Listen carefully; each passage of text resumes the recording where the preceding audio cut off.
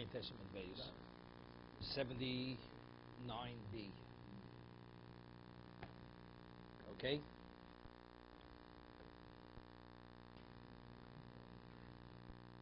Interesting situation. A husband could be Mayfair, could nullify the Dorian of a wife. What about to nullify it before it even takes effect? Let's say a woman makes a neder, a conditional neder or conditional oath, and if she should violate the condition, the oath takes effect, and it's an oath or a neder which is inui nefesh, which should be afflicted, or it'll interfere with their relationship. Does he have the ability to nullify that? So later, it's machlokes tanoim. We rule like the chachomim that you can. That even before, because here the case is im erchatz, im lo erchatz. If I wash, if I don't wash, that means it's conditional. The neder is a conditional neder, and the Mishnah says according to the Tanakama, the husband could nullify it. So it's clear the Mishnah is going like who? Like the chachomim. Reb Nosson later until actually is in effect, nullify it.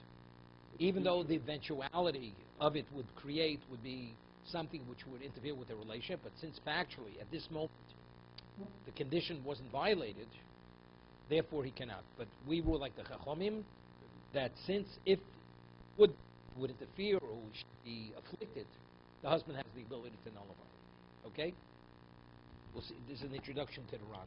The Ran, even before the neder takes place, a woman says, if I do something for the rest of my life, I will not bathe. Okay, so that's either affliction or that interferes with their relationship. So she didn't violate the condition for it to kick in. But if she does, it's going to kick in. At that moment, the husband could, since it's pre-neder, the husband already can nullify it. Okay,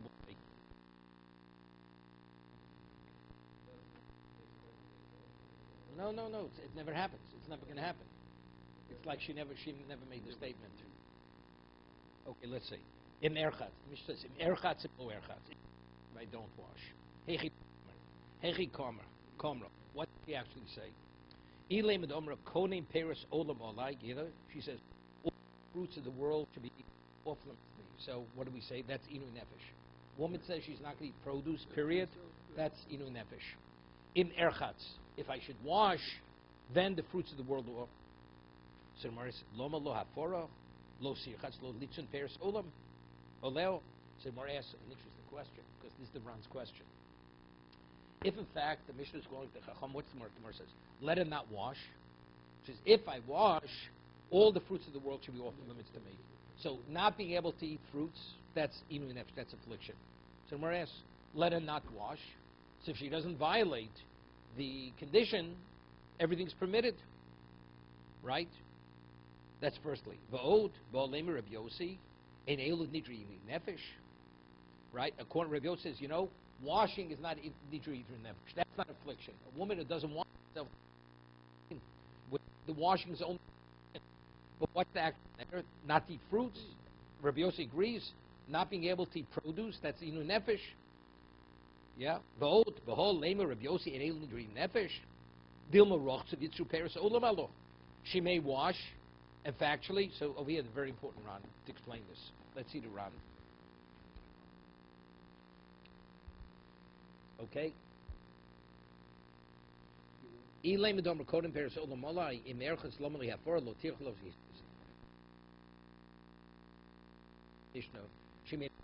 not wash. She said, if I should wash. So it's clear it's not the neder, right? So evidently, the inui is not the washing. So if the washing was the inui, that would be, right? Washing is off limits to me. Like inu loma lo hafora, umedamrina ha'ilishin the lo hafora amina nami lo sirchatz lo litzru and peris olam lo mashmat cholemis lo rochzo. Until she actually washes, lo mitri alo peris lo chayshin Hashem, and we're not concerned.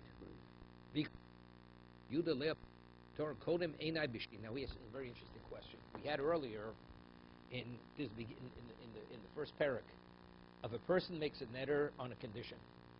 We say that because it's conditional, a person is not careful with a condition. So a person is not conditional. What's the Gemara saying now? Let it not wash, and therefore, which will be permitted. But when the condition itself, a person condition. So for all, the person is prone to violate the condition. So that's his question. Is very important. Person says, my eyes are forbidden to sleep today. Im ishan lamocher. You hear this? You hear the case? Albert, a little bit of review. I make a netter, I will not sleep today if I sleep tomorrow. Do we let the person sleep today? So today the netter is not the netter. It's only if I sleep tomorrow, then today it's a netter. So do we let him? So Rabbi says we don't let him sleep today. Because since the condition is tomorrow, and the person doesn't take it seriously because it's only a condition, therefore we don't let the person sleep today. So today, what is it? If I wash, the fruits of the world should be off limits to me. So seemingly it's the same thing. What's the Gemara say? Let it not wash, and therefore the netter will never take effect. But whenever it's a condition, since the person is not confronted with doing the wrong thing, so he says, Al Yishna Yom Chashem Yishal Mocha Diptanoi Lo Mizdayer. Regarding a Tanai, a condition, a person is not careful.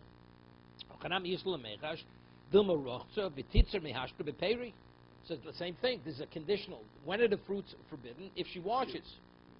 So he answers, they're not comparable. What did he say over there? If I sleep tomorrow, I'm not permitted to sleep today. So when is the Tanai? The Tanai is tomorrow, not today. Here the person said straight out, if I wash, the fruits are off limits to me. So there the condition and the netter are one and the same. Here, today you're permitted to sleep. There's nothing wrong with sleeping. But if I sleep tomorrow retroactively, I'm not permitted to sleep today. So sleeping today, is there anything wrong with sleeping today? No. It's only if I sleep tomorrow. So since the condition's tomorrow, the person doesn't take it seriously. So the person, if we let him sleep today, he may sleep tomorrow and then retroactive. Here the person says, if I washed all the fruits, if I bathe, all the fruits of the world are off limits. So it's clear the person is not going to bathe. Of course, it's synonymous. It's not something later has to happen to retroactively affect something. You have the case. The case of the first parak is, if I sleep tomorrow, the netter is in effect today. So let's say the person wants to sleep today. Does the person have any inkling today that he's doing anything wrong? No. So if we let the person sleep, it comes tomorrow. So sleeping already was yesterday. So tomorrow it's only conditioned.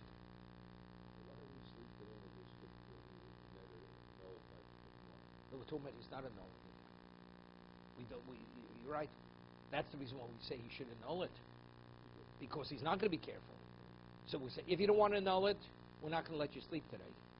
Because if you sleep today, we're considering you sleep tomorrow. Well, let's say he chooses not to. You can't force a person to annul a netter. Said that we won't let him go to sleep.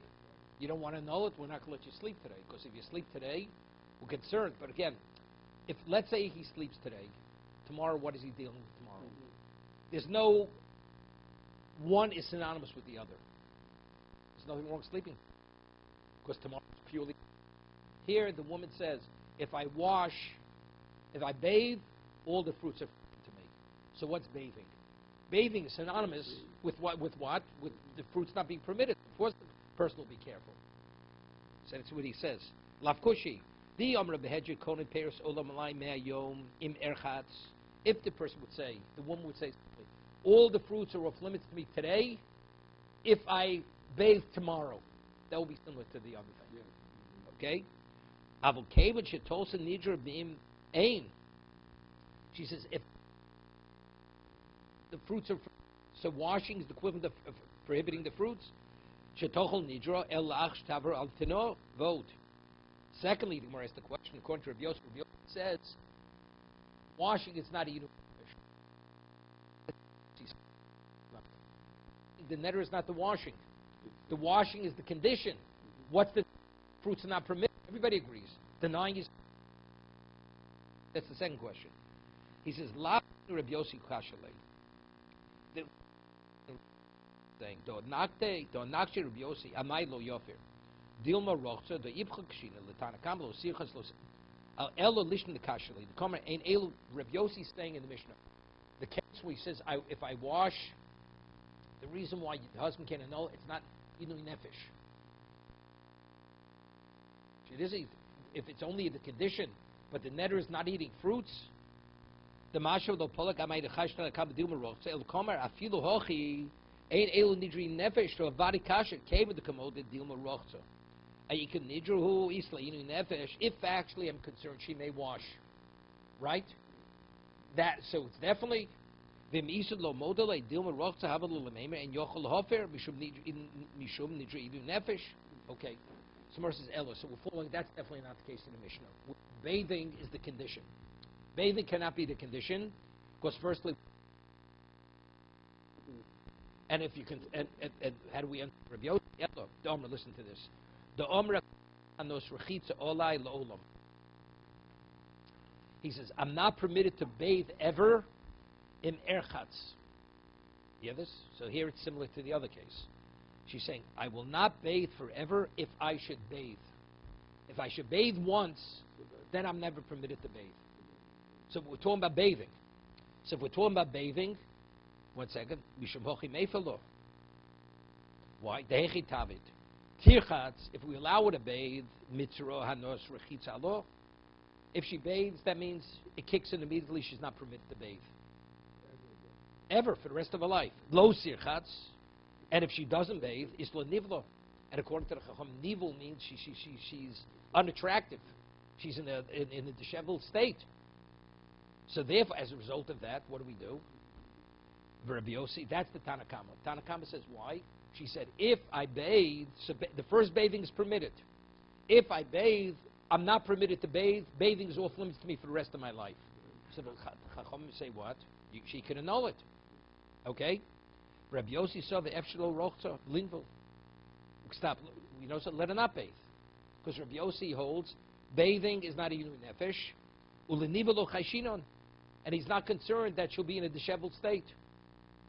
Ihochi. So the Gemara asked the question, if that's, let's see the Ran on this. Ran says,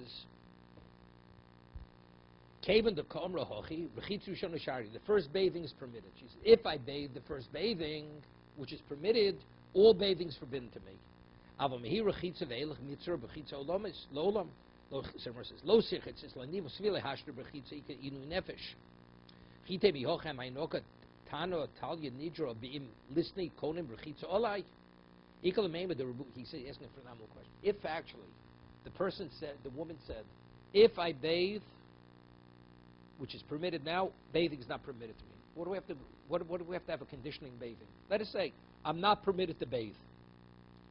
Right? The way we're explaining now, what's the case is in if I should bathe. So what does it mean if I should bathe? If I should bathe once, which is permitted, then I'm never permitted to bathe. If we were speaking about a neder, to bring out the point that not bathing is inu nefesh, let him say a very straight case. A woman says bathing is not permitted to me. Finished. What is he making the bathing condition? If I bathe once, which is permitted, I'm never permitted to bathe. Say a simple case. What are they arguing? Is bathing inu nefesh or not? Is that called an affliction? Tanakama says it is an affliction.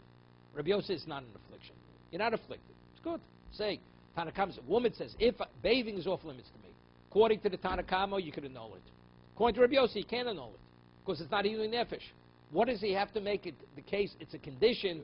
If I bathe once, which is permitted, then all bathing is off limits to me. So the Ran says, because he's telling me a chiddush. What's the equal to Meima? He says, equal to Meima the Rebus Ashminu Tanakam the Afa Gav the Chitz Kamai Seshario Filochi Yofim Hashmi. That's the chiddush. If the person makes a conditional netter, if I bathe, I'm not permitted to bathe forever. So when the husband nullifies it, did the netter take effect yet? No, that's the chiddush. That's the chiddush. If the woman say, if the case would have been in the Mishnah, bathing is forbidden to me. The netter is effective immediately. So it's understood he can knock it out immediately, because the netter is effective. Here, by saying, if I bathe, then I'm not permitted to bathe. And she didn't yet bathe the first time.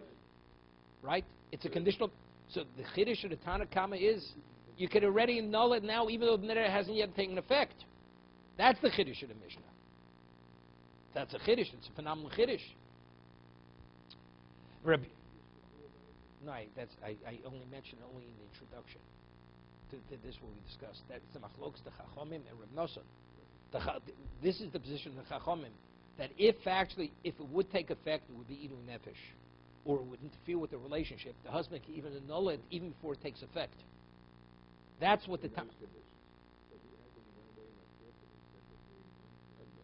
No, he gave it over. No. There he gave it. He wanted to make an annulment, to annul it when it comes into effect, before she even made the neder. Here she already made the statement. There, he says, any neder you should make in the future, I'm annulling now. That case is worse. Because there, she hasn't said anything. Here, she has said something. So it's already in motion. She just has to violate the condition for it to take effect. You understand? There we ruled it's not a valid annulment. You cannot annul something before it is actually said. There she didn't say anything. She said it, except she has to violate the condition for it to take effect. No, but there it's a much bigger chiddush. She never verbalized anything there. She never. He says, if you should say something in the future, I'm already shooting it out of there at this moment. There's no such thing. Because nothing is in motion yet. Here, there's something which is in motion, you just have to activate it. There, it's not you have to activate it, you have to actually, it's one step removed. That's the difference. Okay?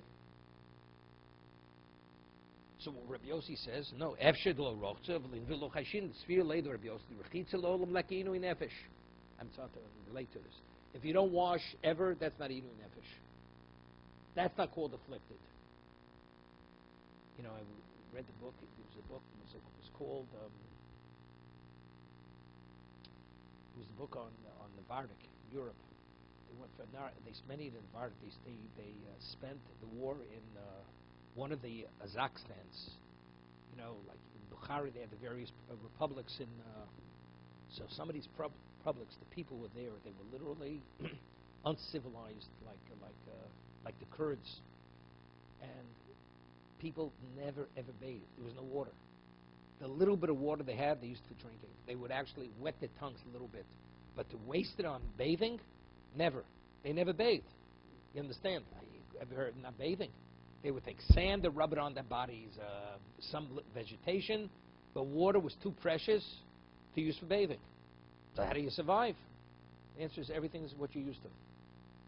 So Rabbi Yossi, you know something? Not bathing is not the end of the world. It's not nivul. Nivul is not Inui Nefesh. That's evidently they're arguing. Evidently some people deal with, some people can't deal with it. The Hikshur of Yonah. Now, Hikshur Rabbeinu Yonah. The Mashva Adi Sugin Aslok Reb Nosson. Remember, I mentioned Reb Nosson holds until the neder takes effect, you cannot. So clearly, our Gemara is not going like Reb Nosson. Svilei din abal mefer elim kein chol ha-neder. Here it's very important. Reb Nosson holds that a neder cannot be annulled unless the next neder actually took effect. Which at the end of this parak they argue. Reb Nosson l'chachomim, a neder which is prone to take effect, you can annul it. The bedetulanim in Yudim im shamshoso. Reb Nosson lo yof kamon min yofir. Vimker Reb Nosson hosam nami name hechi samin. Okay, 1 second. Shlomo dein hochinami tonem astis karabon shvila elamiu kiamri rabon de mefer api shlochon aneder hani mili hech shi efshel lo li notzel. Right, he's explaining like this. He's saying like that. Even according to the Chachomim, that they say you can annul the neder before it takes effect, that's only a neder which is inevitable, it's going to take effect. Right? So let's say not washing, not bathing. According to Chacham, bathing is something which a person has to do. So it's inevitable the woman is going to bathe. So since it's inevitable that she's going to bathe, that means the neder, for all intents and purposes, it's like it's already taken effect. If it's something which doesn't have to be done, and it's probably the person will not violate the condition, even the Chacham agree, this is Rabbi Yonah says, you can't annul it. You cannot annul it. But something that's meant to be violated, even though the neder hasn't taken place, that's where the Chacham say you can annul it. Okay? Right, he says, Aval Hecho, Shetolse Nijub Dav She'eno Lo Me'inu Nefesh Lo M'dvar She'eno Levino, Vu Dav She'efshel Lamod Bo, Kirachitzo, Kosaitu Reish Sugin, Leso Inu B'Hagavna Filo Rabbanu Lo Yofer. So he asks a question. So that's the way Rabbeinu Yonah is explaining it. Bikasha Tanya, it says, Eishes Ishomra. Let's say a woman's married. He says, Hareini Naziro Kshes Garish. Hear this case. Woman, she's married. She says, I will be a Nazir when my husband divorces me. Okay? So, so Reb Kiva says, Yofir. No. He says he could nullify it even though it's only after he divorces her. So over there, it's not inevitable she's going to become a Nazir.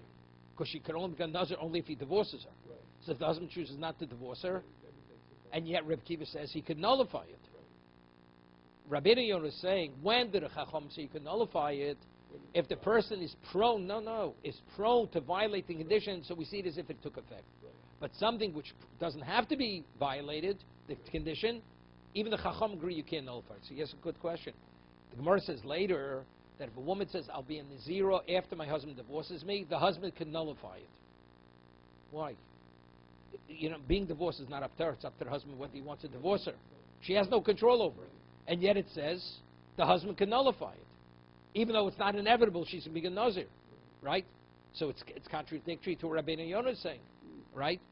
He says, Bishum the Sfirlei the Baal Meifir, Al Pishul Cholaner, Bamai Hosam, Hakati Leko, Lotzari, Ninefsh, Lesson, Mishum Dvarim Shbein Levo, of it nothing interferes. As long as the husband's married to her, she's not afflicted, doesn't interfere with the relationship or anything. Lav Kushi, the Hosam, Lav Bididokoi, Linotzam Inu Nefesh. The Dilma Megarfi, he says, no, you know why? The husband, if he wants, at any moment, he can divorce her. If you're in control of yourself, let's say a person says, if I don't eat candy, if I eat candy, I will not wash for the rest of my life. And say an adult who's mature doesn't have to eat candy. So there, but over here, she says, I will be a Nazir when my husband divorces me. She could be a Nazir in a split second. That's not under her control. So since the husband at any moment could put her in a state of Nazirus, and that's in his control, right? Therefore, he can annul it. Okay,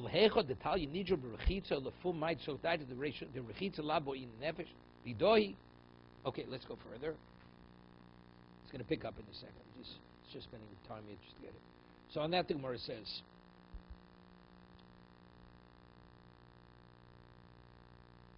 if that's the case, Rabbi Yossi Omer, Tanai ze ein bo b'shemim nefesh. Here's this, terrific. Rabbi Yossi says, these are not nidre inu nefesh. Okay? These are not, what does Rabbi Yossi argue the way we're explaining it now? Because a woman doesn't have to wash for a day. A woman doesn't wash, it's not the end of the world. It's not inevitable she's going to violate the Tanai. Wait, so what should it be said? The Tanai is not inu nefesh. Right? But he doesn't say that. The Mishnah says, Ein elu nidri inu nefesh.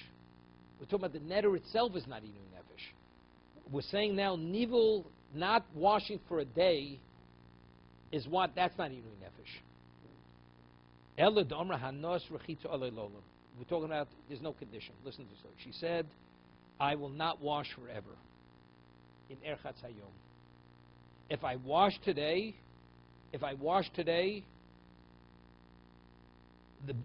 I will never benefit from washing, bathing, forever, if I wash today. Rabbi Yossi says, Nivul chad yoma lo shmei nivul. Yeah, so that's, what did she say? 1 second. The Tana nivul chad yoma shmei nivul shmochi yof dehechi yorai. Rabbi Yossi says, Nivul chad yoma hilkoch lo yofer demotzi mukman nafsha chad yom berchitzav sulo mitzrabo lekel kshui. Yeah, ihochi listen Rabbi Yossi Tanai zeh ein bo mishum yeah mishum iavo otoni hochi have a mash ini nevesh lo havi. Okay, there's a piece over here. Yeah. Rabbi Yossi Sova nivul chad yoma lo shmi nivul shenis im erchatz im lo erchatz. Now the question is, how would he understand the second case? So what did she say? The first thing, the woman said, if I bathe, bathing should be forbidden for me forever if I bathe. But it says, but she also, if I don't bathe. So what's if I don't bathe? If I don't bathe, bathing is permitted. No, we have imlo echetzechi dami. Ilay mit omra titza hanos rechitza lo'olam. Imlo erchatzayom. Hear this? What she said. If I don't bathe within the next 24 hours, then I will never be permitted to bathe for the rest of my life. But we have two cases. She says, in erchatz, imlo erchatz. If I don't bathe within the next 24 hours, I will not be permitted to bathe for the rest of my life. Somar asks, Lama lehafora tischi, tischasi. We should say, bathe. If you bathe, then it won't be.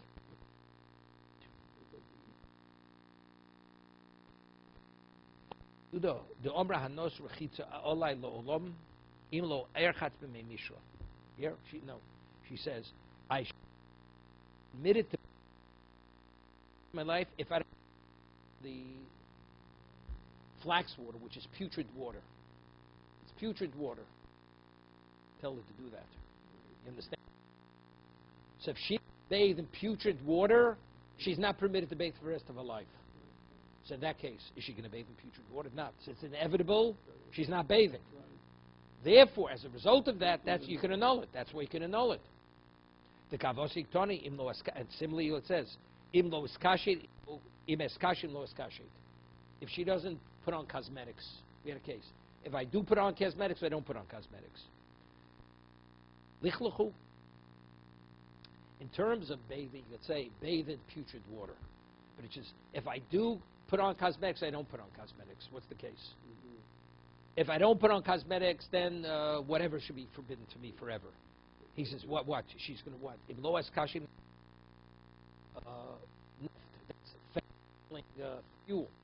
that's fuel. That's something which is filth.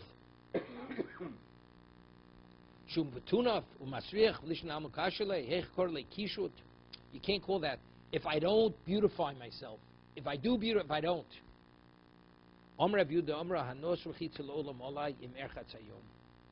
What she said. So Rav Yehuda says, she said, I will not benefit from bathing for the rest of my life if I bathe today. And I swear that I will not bathe.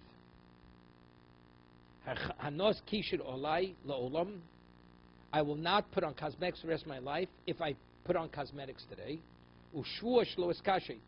So the negative is a shvuah, and the positive is a neder.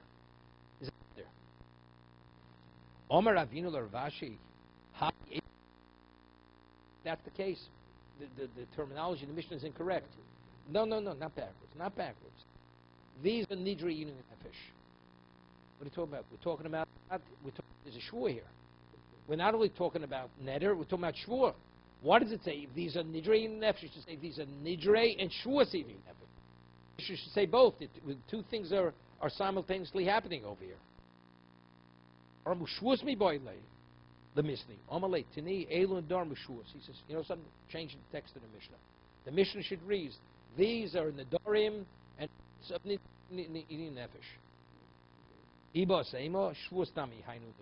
Something. In the generic sense, a shvuah is also called a neder. How do we see this? Ditnan, ben nidri rishon. We have in the first parak. What a nidri rishonim? We say a person's a tzaddik doesn't make nedarim. Torah frowns upon a person makes nedarim. And what examples of nidre rishonim? It says neder ben nozi ubekorban ubishvua. So what do we see? The terminology nidre rishonim includes taking an oath, because taking a shvua it's not the right thing to do because he may violate the oath. V'omer rabbanon. Okay, v'omer rabbanon rechitza is now the Gemara asks. So we have an argument in the Mishnah, the Chachamim and Rabbi Yossi. Chachamim say a person doesn't bathe. That's affliction, correct? According to Rabbi Yossi, says not bathing is not affliction. So that's a phenomenal question. Now, what's the halacha on Yom Kippur? It says you should afflict yourself for eating, drinking. No. Eating, drinking, and doing malacha. There's liability of koritz on Yom Kippur. If you bathe on Yom Kippur, at worst it's a Torah violation, but you're not in a violation of koritz. It's not called inui. So that's the Gemara's question. How could you tell me not bathing is called inui? If that's the case, if you bathe in Yom Kippur, there should be a liability of kares. But yet, we see in a moment, you're only liable of kares for eating, drinking, doing malacha. What about bathing? So evidently, we see clearly from the Mishnah, everybody agrees that's not inui. So Mar asks, Raminu, Apish also bekulon, although we have the 5 areas of affliction, not permitted to do 5, Ein only kares ela ba'ochel v'shoseh, v'oseh malacha bilvod, on Yom Kippur. The Amrit Kilo Rochza Iki Inui. Wait a second. If you tell me denying a person bathing, that's called Inui. Yom Kippurim. Ki Rochatz L'chayv Koreis. So a person bathes in Yom Kippur, you should have a liability of Koreis. So evidently you see clearly not bathing is what? Is not Inui. Because it says if you're not in an afflicted state, you're liable for Koreis. And yet it says bathing, that's not called being in an afflicted state. Omar Rava. So Rava says, you have to read it with the context of what we're dealing with. Now, a person who doesn't eat for 24 hours, correct? Let's say you bathe right before Yom Kippur, right? And you don't bathe within the next 24 hours. Are you in an afflicted state for not bathing? You live for a few days, a week, you're afflicted. But not eating, you're already afflicted. Not drinking with 24 hours, you're already afflicted because you're parched. So when it's within the context of Kippur, what's inisim and milsa de yoda inuya hashtra? It's something you sense on the day itself. The inui, you have to be in an afflicted state on the day. So when are you afflicted immediately? If you deny it for 24 hours, 26, not to eat, you're afflicted. Not afflicted. Not to bathe, you're not afflicted yet. But over an extended period of time, if you don't bathe, you will be afflicted.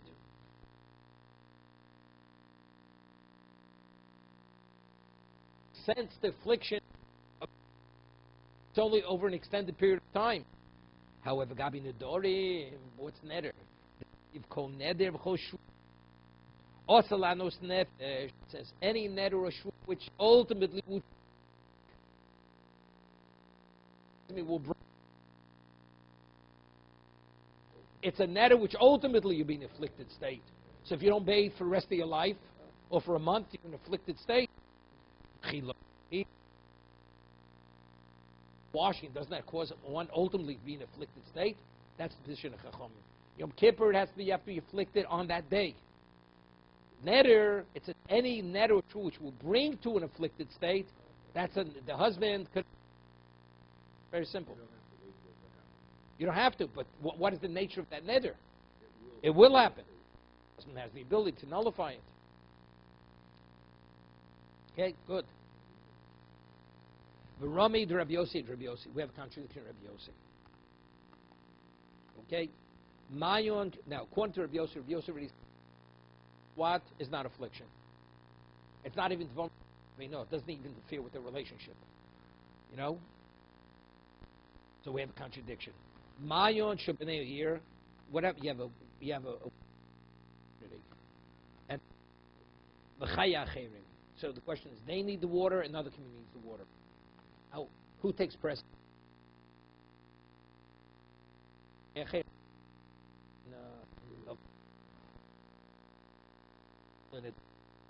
share the water and they both die, or to say Chayecha Kodem. You say, look, your life takes precedence over the other. It's Rebbe Kiva. I ben Mishlo Yomas ben. The other guy died first. So over here, you have enough water for one community, not for two communities. So the life of that community takes precedence over the other community. Listen.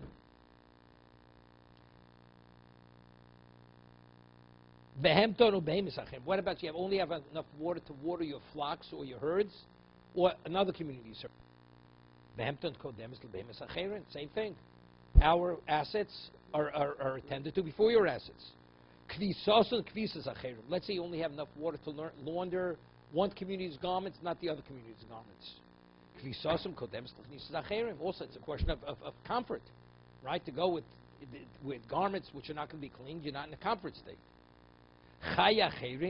Oh, now what if somebody said, if everything is the equivalent, community A takes precedence over community. What about its question? Community B to drink water, or community A to use the water for laundering? You got it? Okay.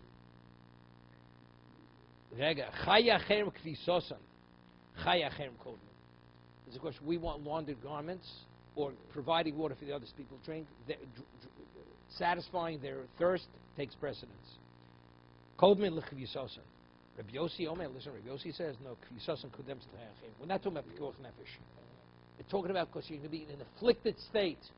Not wearing laundered garments, that's affliction. Hashta kvisam Rabbi Yossi yesh bo tsar. Guf kulo koshkein. Yeah. We're saying, Rabbi Yossi says, the clothing itself, you're afflicted. And what? And not bathing, you're not going to be afflicted. But Rabbi Yossi says, not washing, that's not called dinui nefesh. And yet he says, no, that you have a right to retain the water to launder your garments over giving the other people water. Because you're also being in an afflicted state. So we have a contradiction in Rabbi Yossi. It's a contradiction. Rabbi Yossi says before, if a woman makes a neder, I will not bathe. He says that's not nidri in the nefesh. Because a woman could get along without bathing. She's not in an afflicted state. And here he says, laundering garments. If you don't launder your garments, you're in an afflicted state. If now wearing a laundered garment, you're afflicted. It's not bathing, you're not afflicted. It's a koshke. It's even more so. He says,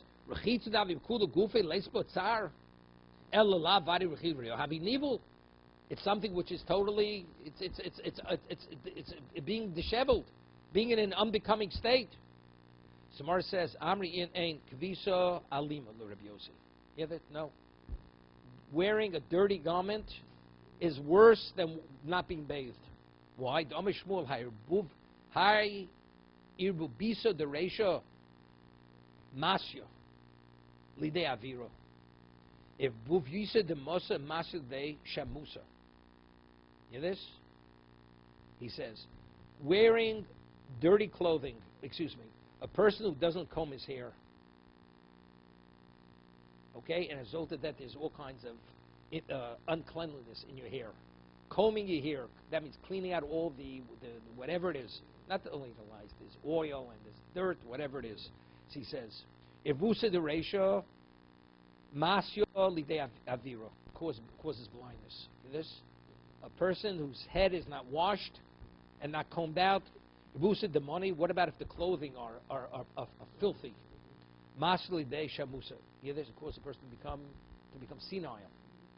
No, to become disoriented. You ever see these people, the homeless people walking down the street? I'm not sure, but whatever it is, these people that talk, they're semi-senile. Irbusa de gufa, but if you don't wash your body, masli de shichni v'kivi, causes boils and different types of breakouts, rashes. So what's worse? So you see, one affects your mind. The other effect causes you to become blind. So what's worse? Therefore, he says, if it's a question of retaining the water for cleansing one's clothing, that's more important than washing one's body. Yeah. Sheesh begadav avuvi shel zuamo sheinu mechapsen tomer lotion kshem mezumam mevil de shimon with timon leiv. Buset gufa kshegufa mezum sheinu rochitz tomen mevil de shichno ababus hamachivos leilu yeshufus. Hear this? He says, if you have a skin rash, you can put some medication on it. Once a person loses his mental state, there's no coming back on that. Avoshimum koshe mehen alma kfisa alima mirachitzo. So one's inu nefesh. If it's a question of laundering one's garments, where the consequence is not correctable, then that's disastrous. That would be inu nefesh. Let's say a woman make a neder. I will not launder my garments. Rabbi Yosef would agree there. That's inu nefesh. That's inu nefesh. But washing one's body, living with a rash, with a boil, it's not the end of the world. That's not inu nefesh. Sholchem Yitam, they sent a letter from Eretz Yisrael to Bavel. Hizor b'viso, you have to be careful regarding this uncleanliness. He's meaning you have to be laundering your garments and bathing. It's something important. Hizor b'chabura. Hizor b'bnei aniyim. Hear this? You have to be careful. B'nei chabura. That when you study, you should study in a group setting, not by yourself. Hear that? Be careful regarding laundering garments, washing your bodies. Be careful regarding studying the Torah. Study it in a group setting. Hizor b'nei aniyim. And be careful with the children of poor people.